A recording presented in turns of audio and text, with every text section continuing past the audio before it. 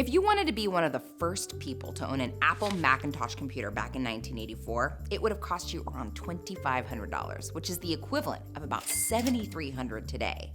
Around the same time, one of those newfangled cell phones could run you as much as $10,000 in today's money, not to mention the service fees, which might be hundreds a month. In the 1970s, a Sony Walkman cost about $200. That's $700 today. A microwave? Around $2,500. A 21-inch color TV might cost you the 2024 equivalent of about $3,000. And a VCR? Around $5,000. In an era when so many necessities seem unaffordable, it's nice to remember that at least some things cost less than they used to. And what you get for your money today is much more powerful and efficient, though also often more disposable. However, these savings may have come with a hidden cost. A theory developed in the mid-20th century suggested an economic link between the cheapness of goods like electronics and appliances and rising costs in other industries like healthcare and education. Today, it's known as Baumol's cost disease, or the slightly less grim Baumol's effect, and it was originally discovered by studying starving artists.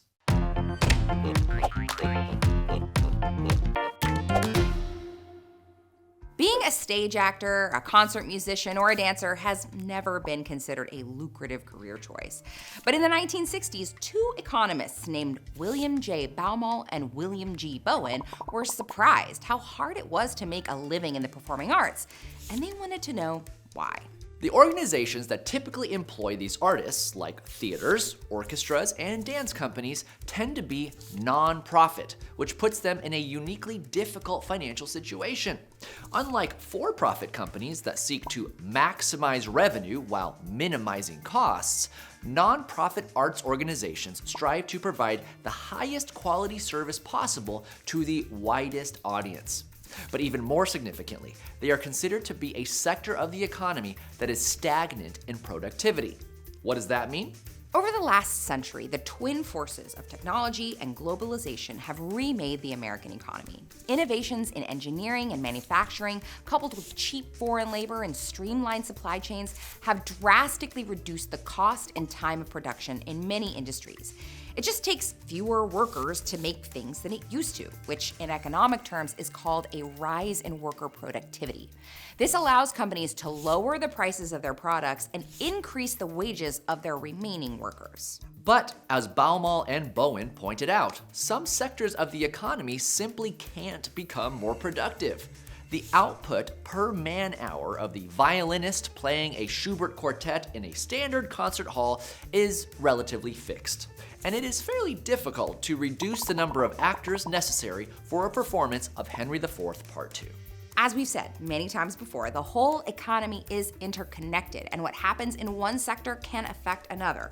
Assuming that people are able to freely change jobs, the performing arts sector will have to compete for workers with technologically progressive sectors.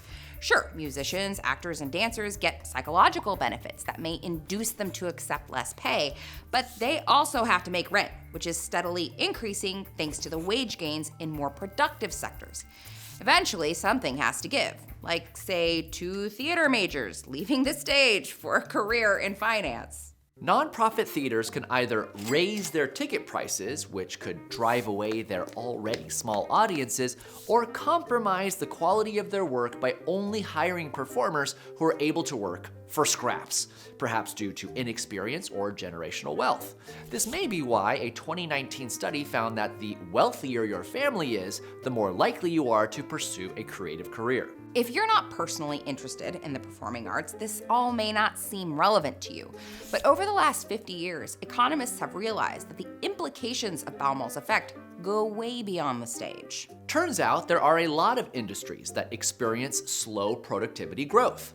There's a hard limit to how many patients one nurse can care for, how many students one teacher can teach, and how many streets one police officer can patrol.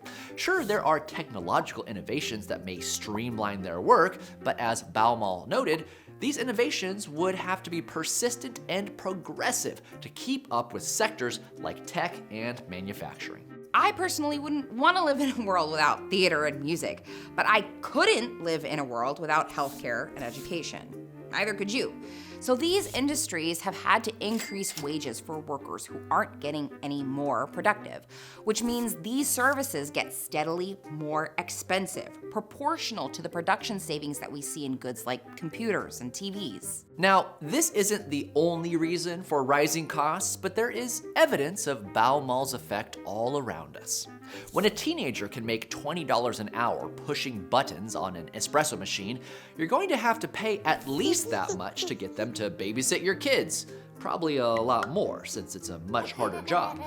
When tech companies are offering six-figure starting salaries, is it any surprise that so many bright young people who might have pursued medicine or law are majoring in computer science instead?